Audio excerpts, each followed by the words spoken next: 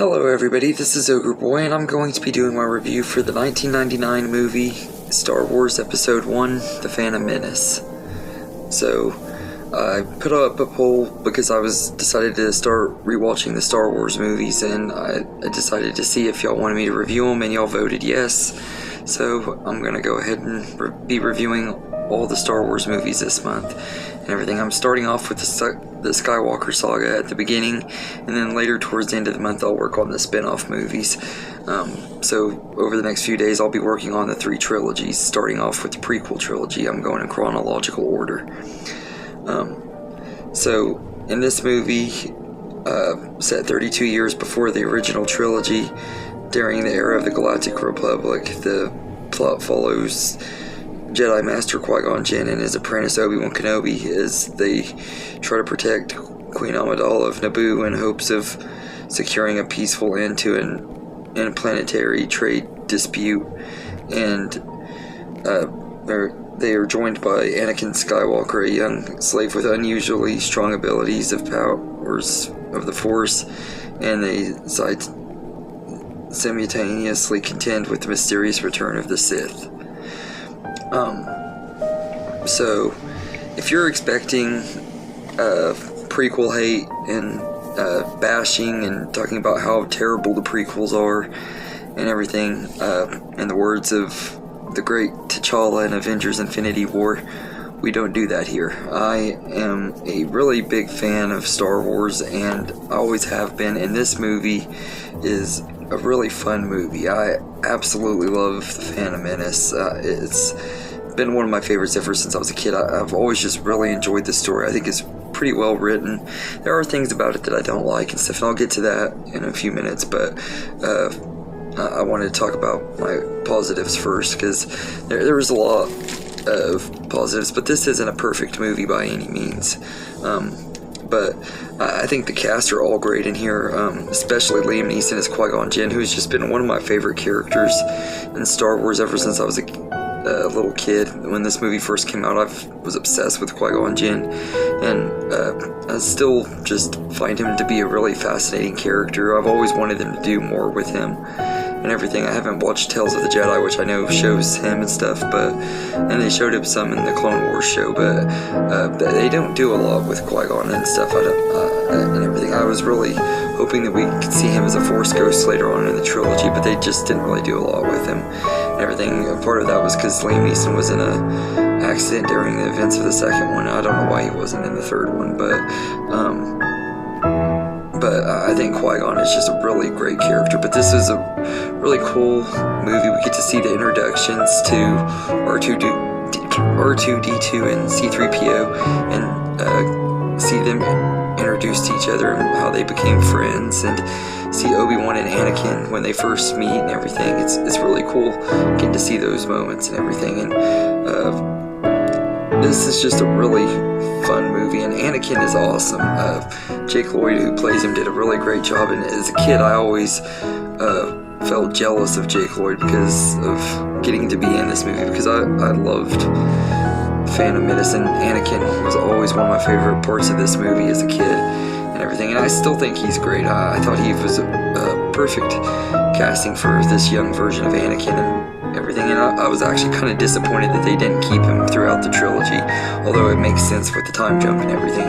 Honestly, don't get the hate that poor guy got for this role and everything. He got so much hate, so many death threats and everything, and just showed how toxic this fandom is and everything. But I think he was great, and Ewan McGregor as Obi-Wan Kenobi is easily the best casted person in the entire prequel trilogy. I just absolutely love him, and I love Natalie Portman as Padme. I think she's really great too, very underrated character and everything. I've always felt Padme was just as much of a badass as Leia and everything. She doesn't get the credit she deserves and everything. And the action in this movie is great. I love the action sequences, especially the big lightsaber duel between Obi-Wan, Qui-Gon, and Darth Maul is just absolutely epic, and the score that's going on throughout that scene, the Duel of the Fates score by John Williams, is just absolutely fire. It's epic. I mean, There's no other word for it. It just feels epic and everything. It's a lot of fun and everything. And I think this movie does a really good job at building out the world and everything in this time period for the Star Wars. For Star Wars and everything, they build out this world and this universe with these characters and everything, while also taking us to the familiar setting of Tatooine and stuff, where we meet Anakin. I thought that was pretty cool and everything. But I thought they did enough difference with it that it worked really well and everything. And the score in here, I already mentioned the Duel of the Fates, which is just absolutely great. One of the best pieces of work John Williams has given us, but he's gave us a lot of really great scores throughout the Star Wars saga and everything. And I think the Duel of the Fates is definitely the standout part of the score for this movie. But all of it is great and everything. His score he never fails to give us a great Star Wars score and everything. And also because of this movie, we got a really great song too from one of my favorite singers, Weird Al Yankovic. The Saga Begins, which is pretty much recounts the events of this movie to the tune of American Pie. But I absolutely love that song and everything. I always kind of wish that George Lucas would have included it on the Blu-ray set. It's part of the special features and everything, the music video for it, because I love the song in the music video.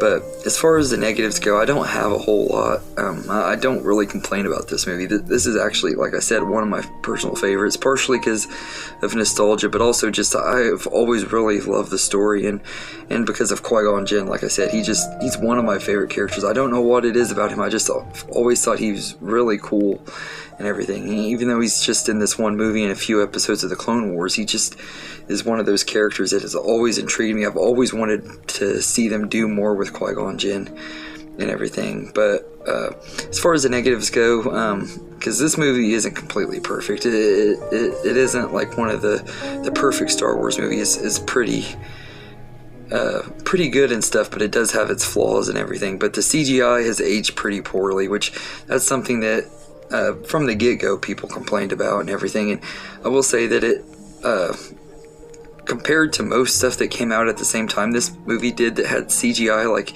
the movie Blade came out a year before this, and its CGI looks really bad. It didn't age very well at all. This one, the CGI is aged okay. It doesn't look as bad as, say, that one or The Mummy Returns or other movies that came out close to the time this one did, and everything. The CGI isn't like PS1 level bad and everything, but it still has aged and stuff.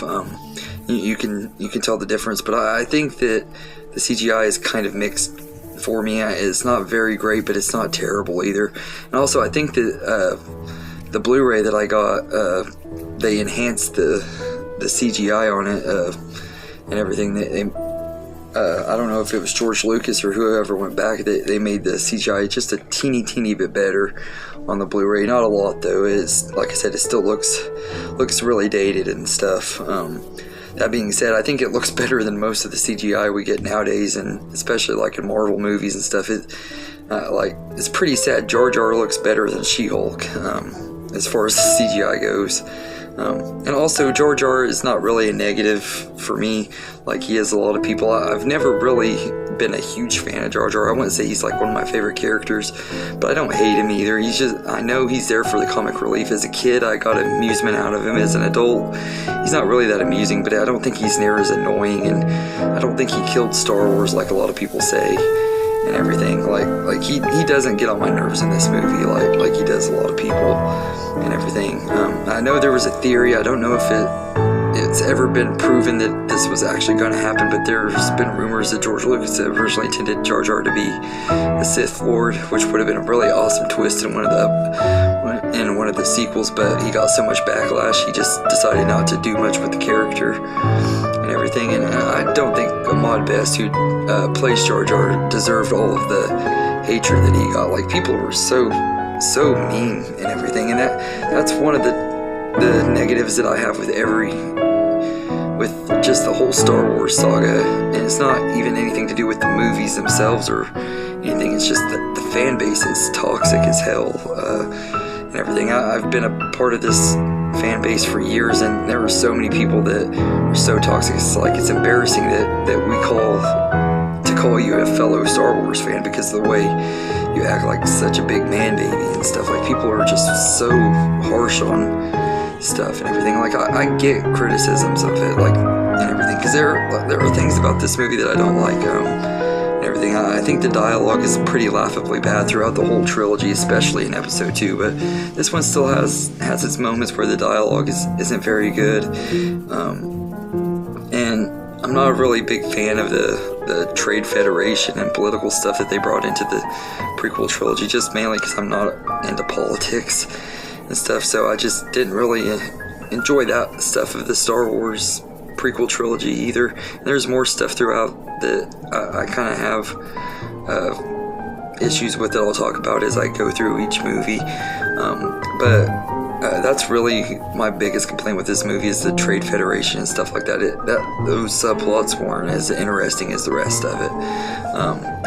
But all in all, I think that Star Wars Episode 1, The Phantom Menace, is a blast from start to finish, and it's been one of my favorite Star Wars movies ever since I saw it for the first time when I was 7 years old. I missed out on seeing this one in the theater. I was so excited for it, wanted to see it in the theater so bad, but I was only 6 years old when it came out. My grandfather, who was a big Star Wars fan, had passed away the year before, so I didn't have anybody to take me to see this one in the theater and everything. Luckily, I did get to see it in the theater when they re-released it in 3D back in 2012, and that was pretty cool too, getting to see it in 3D, but yeah, I love The Phantom Menace. I know a lot of people hate this movie, and I can get it. Like, the Trade Federation stuff isn't very good. It's not got the best visual effects. The editing is kind of mixed and everything, but this is a fun movie, and it's a really great entry into the Skywalker saga. It's really entertaining movie, and I absolutely love it and everything. So I'm gonna go as far as to say that I'd give Star Wars Episode 1, The Phantom Menace, an A, which you'll be seeing a lot of A's and B's grades on these movies because, like I said, I'm a big Star Wars fan. I love most of them and everything. I do have my least favorites, and there are going to be some that have lower than B ratings and stuff, but